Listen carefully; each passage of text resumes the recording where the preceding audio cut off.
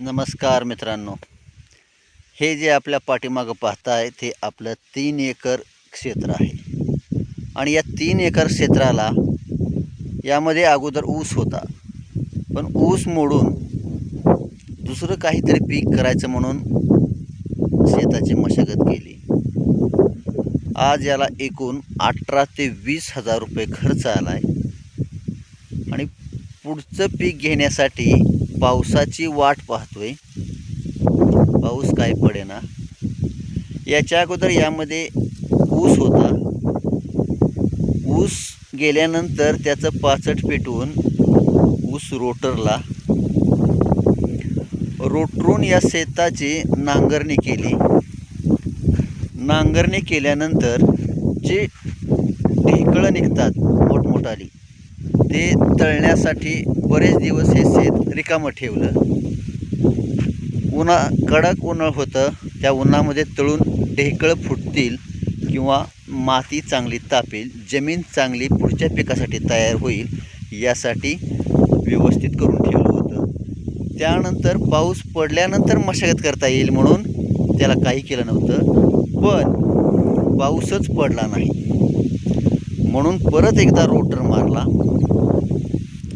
Rotor मारून पुढचं पीक करण्यासाठी जमीन कसली तयार केली, पण या जमिनीमध्ये कोणतंही पीक नाही. आणि हे पीक का नाही तर पाऊस नसल्यामुळे आपल्याला कोणतंच पीक घेता येईल. आज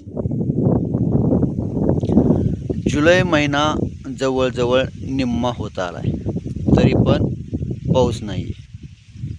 बघा हे आभाळ कसं आहे. ज्या शेतकऱ्याचं जीवन या जमिनीवरती आणि पावसावरती अवलंबून असतं, जर तो पाऊसच वेळेवर नाही पडला तर शेतकऱ्यानं करायचं काय, जगायचं कशावर, हा मोठा प्रश्न आहे. त्याचप्रमाणे जर पाहिलं गेलं तर राहिलेल्या बाकीच्या क्षेत्रामध्ये ऊस आहे, पण या ऊसाची अवस्था काय झाली पहा. वरून पाऊस नाही आहे, खालून जमिनीची ओल वाळते, त्यामुळे जमिनीमध्ये भेगा पडलेल्या आहेत. नदीला पाणी नाही, बोरचं पाणी कमी आलंय. मग या ऊसाला पाणी पाजायचं कसं? शेतकऱ्याचा जीव कात्रीमध्ये अडकल्याने झालेला आहे.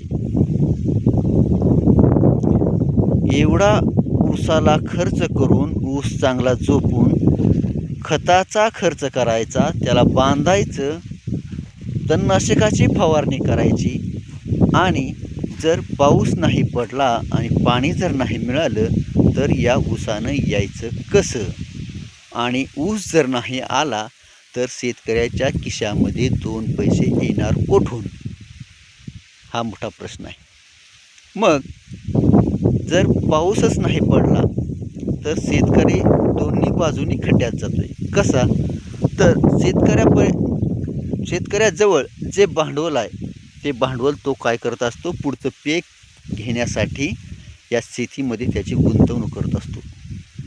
त्याला वाटतं की आपण आज केलेली गुंतवणूक आपल्याला पुढच्या काळामध्ये आपल्याला उत्पन्न भरपूर निघेल आणि आपलं एखादं काम होईल. पण वास्तविक पाहता पावसाची कमतरता असल्यामुळे कोणतंच पीक हे आपल्या हातामध्ये येईल याची गॅरंटी नाही आहे. मग शेतकऱ्यानं हे जर पीक नाही आलं तर त्याला जगण्याचा मार्ग काय? ज्याप्रमाणे एखाद्या नोकरदार वर्गाला पाऊस नाही पडला, नदीला पाणी नाही आलं, लाईट नसली तर त्याचं भागू शकतं, पण शेतकऱ्यानं कसं भागवायचं? बघा हे ऊस,